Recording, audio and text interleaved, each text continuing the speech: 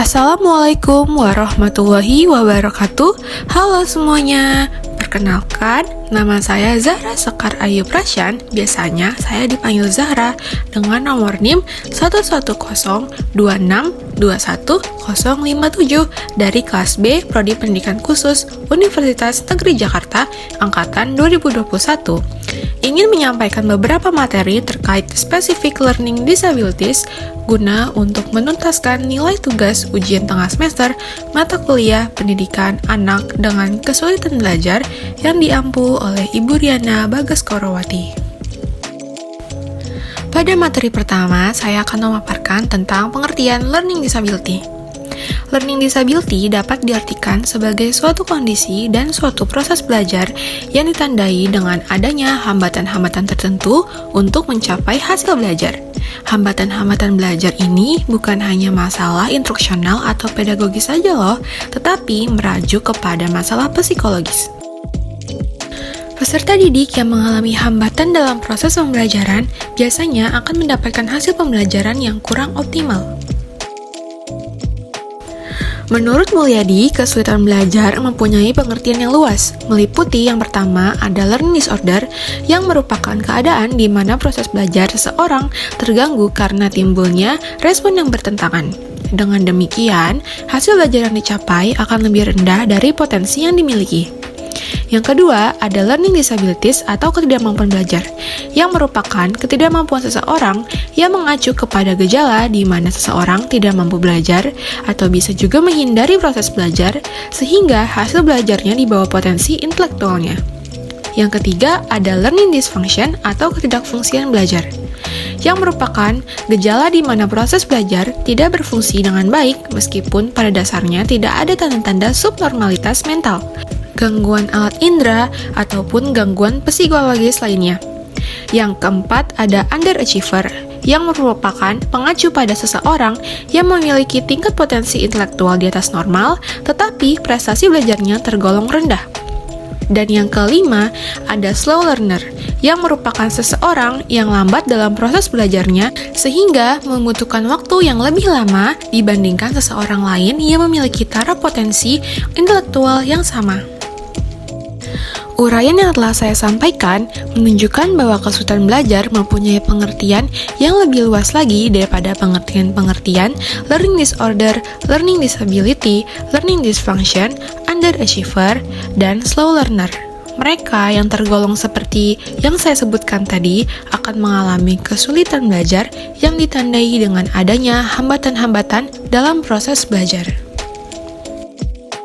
Selanjutnya, saya akan membahas tentang karakteristik dan juga klasifikasi learning disabilities. Menurut Clement, yang dikutip oleh Halhan dan juga Kaufman, terdapat 10 gejala yang sering dijumpai pada anak berkesulitan belajar, yaitu hyperaktif, gangguan persepsi motorik, emosi yang labil, kurang koordinasi, gangguan perhatian, impulsif, gangguan memori dan berpikir, kesulitan pada akademik khusus seperti membaca, matematika, dan juga menulis, gangguan dalam berbicara dan mendengar, dan yang terakhir ada hasil elektroencephalogram atau EEG tidak teratur, serta tanda neurologis yang tidak jelas. Selanjutnya ada klasifikasi learning disability. Dari pemaparan karakteristik yang telah saya sampaikan barusan, klasifikasi learning disability terbagi menjadi 5, yaitu yang pertama ada disleksia atau kesulitan belajar, di mana anak sulit memahami tulisan, baik huruf maupun angka. Yang kedua ada dysgrafia, yaitu kesulitan menulis, baik berupa merangkai huruf atau membuat kalimat yang lengkap. Yang ketiga ada dyskalkulia, yaitu kondisi di mana seseorang anak memiliki kesulitan memecahkan soal matematika dan mengalami kesulitan menangkap konsep-konsep matematika dasar. Yang keempat ada auditory and visual processing disorder, yang merupakan gangguan sensorik yang mempengaruhi kemampuan anak untuk memahami bahasa tertulis ataupun bahasa lisan. Dan yang terakhir ada non-verbal learning disability, yaitu kondisi yang merujuk pada ketidakmampuan anak untuk menggunakan aspek intuitif, pengaturan, visual, dan juga pengolahan fungsi saat belajar. Pada materi selanjutnya, saya akan membahas tentang faktor-faktor penyebab learning disability. Faktor penyebab learning disability dapat dibagi menjadi dua, yaitu faktor internal dan juga faktor eksternal. Penyebab kesulitan belajar internal atau dalam diri anak sangat dipengaruhi oleh satu, rendahnya kapasitas intelektual atau inteligensi anak saat proses belajar mengajar berlangsung. Kedua, kurangnya kesadaran dan rendahnya sikap anak saat proses belajar mengajar berlangsung. Dan yang terakhir, terganggunya alat-alat indera penglihatan yang menyebabkan anak mengalami kesulitan belajar. Selanjutnya, ada faktor penyebab learning disability secara eksternal.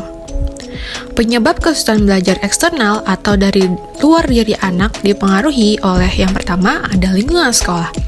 Artinya, kesulitan belajar dipengaruhi oleh kenyamanan dan ketenangan anak ketika belajar di sekolah.